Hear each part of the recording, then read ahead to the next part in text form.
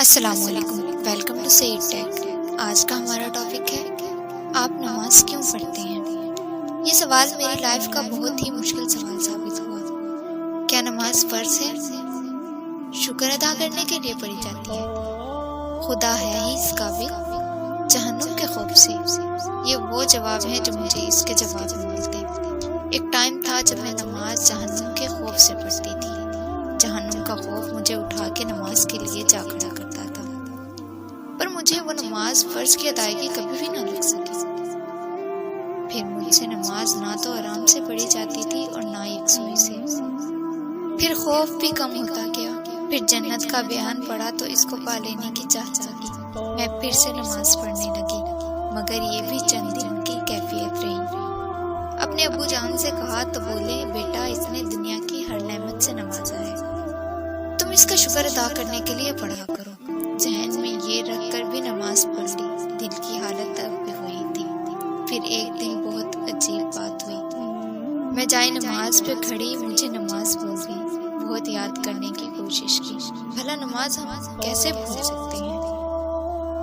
مجھے خود پر رونا آیا اور میں وہیں بیٹھ کے رونے لگی تو مجھے لگا کوئی تسلی دینے والا ہاتھ ہے، کوئی مجھے تسلی دے رہا ہے۔ جیسے بچہ رو رہا ہو تو ہم سر پہ ہاتھ رکھ کے دلاسا دیتے ہیں۔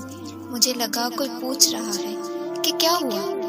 میں نے کہا نماز بھول چکی ہوں۔ تو جیسے پوچھا گیا ہو تو میں حیران پریشان، اس تو کا تو جواب میرے پاس تھا ہی نہیں شاید۔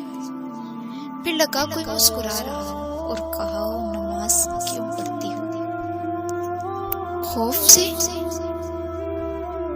پر وہ تو غفور ہے، رحیم ہے، پھر خوف کیسا؟ جنت کے واسطے؟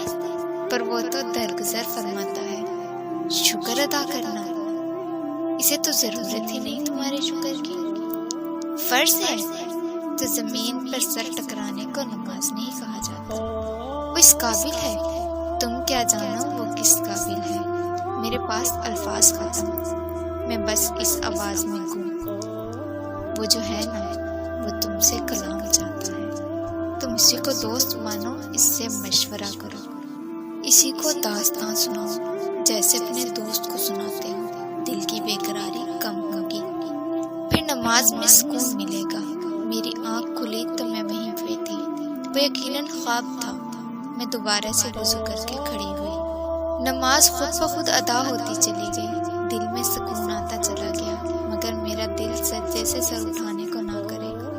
مجھے لگا میرے پاس سے مجھ سے بات کر رہا ہے۔ پھر اپنے دل کی ساری باتیں ہوتی چلی گئی، گرہیں کھلتی گئی، سکون ملتا گیا، آسانیاں ہوتی گئی۔